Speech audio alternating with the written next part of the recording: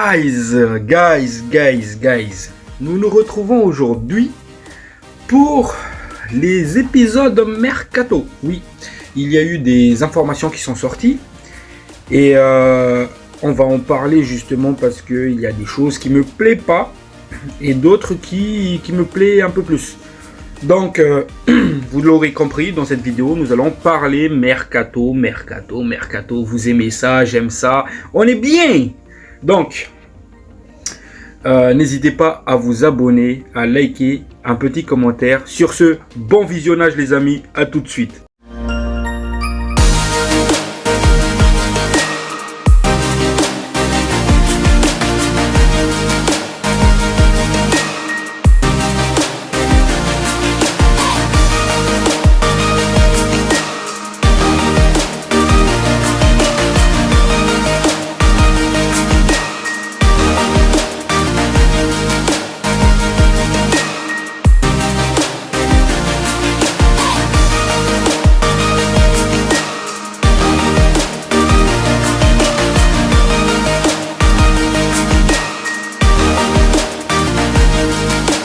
Guys, bonjour à vous, j'espère que tout va bien pour vous.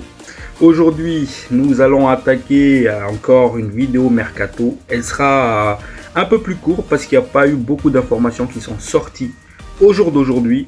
Sur ce, les amis, on attaque direct. Donc, là, il y a une information qui est sortie, comme quoi le directeur sportif de Naples, du Napoli, c'est-à-dire Giovanni Manna, il travaille sur une potentielle arrivée de Garnacho au Napoli. Et oui les amis, pour ceux qui ne sont pas au courant, Kvaratskhelia, bref, vous l'aurez compris, j'arrive toujours pas à prononcer son nom. Il y a un accord entre lui et le PSG. Et aussi un accord entre Naples et le PSG. Donc il est tout proche de signer justement au PSG au jour d'aujourd'hui. Donc, du côté du PSG, enfin du côté du Napoli, on cherche un remplaçant à ce joueur qui est ultra important dans le système de jeu du Napoli. Donc, moi, je pensais que ça y est, vu qu'il y a eu le départ de ce gars-là, de ce ailier bosnien, donc ça va accélérer pour la venue de Marcus Rashford. Sauf que, selon les sources qui sont tombées, on travaille plutôt sur un autre dossier au jour d'aujourd'hui, c'est-à-dire Naples, il travaille pour l'arrivée de Garnacho. Donc, selon les sources, le Napoli travaille une offre avoisinant les 50 millions d'euros pour s'acquérir des services de Garnacho. Et c'est 50 millions, hein. Mais c'était plutôt Rashford qu'on voulait pour 50 millions les amis. C'est pas Garnacho. Pour moi, Garnacho il vaut plus. Pourquoi? Parce que c'est un joueur intéressant, c'est un joueur jeune, c'est un joueur bourré de talent, c'est un joueur qui pourrait s'évoluer. Et d'ailleurs, depuis l'arrivée d'Amorim, Garnacho, il évolue petit à petit. Il est plus égoïste, il lève la tête, il fait des centres. Donc, Garnacho, il est clairement en évolution au jour d'aujourd'hui à Manchester United. Donc, vendre notre ailier argentin maintenant, c'est une grosse perte pour nous. Parce que je suis prêt à parier que Garnacho, l'année prochaine, serait un monstre. Une fois qu'il a compris la façon dont Amorim veut qu'il joue. Donc, ça sera une grosse perte pour nous. Après, encore une fois, si on a des difficultés financières, donc on est dans l'obligation de vendre quelqu'un. Donc, utiliser, vendre Garnacho au Napoli, pourquoi pas, du moment qu'on soit un peu malin dans le contrat.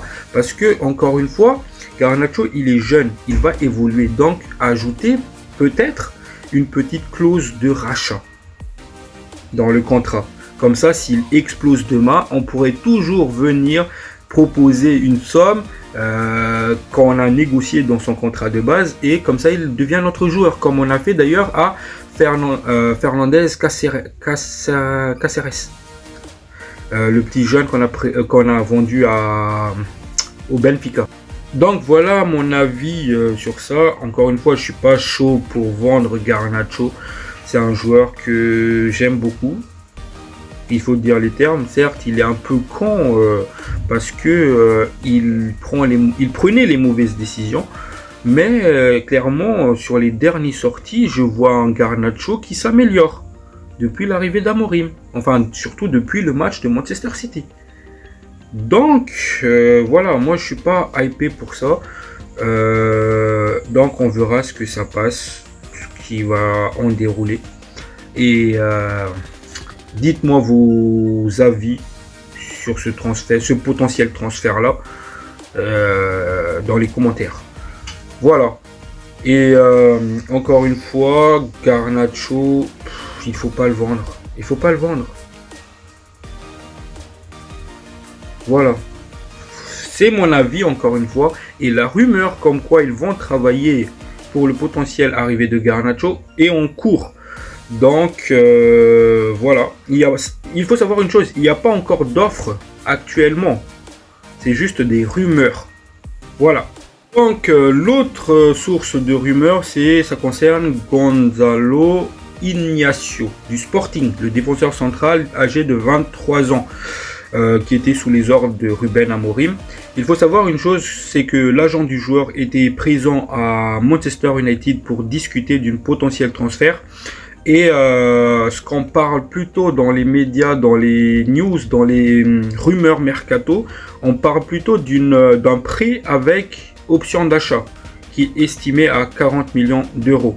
Donc c'est clairement dans cette période mercato, on joue sur ces options d'achat là. Si encore une fois, si ça se fait, c'est un très très bon défenseur central qui était important dans le style de jeu d'Amorim, qui va venir chez nous. C'est un profil jeune, c'est un passeur, c'est un défenseur central qui gagne beaucoup de duels aériens, donc c'est intéressant pour nous.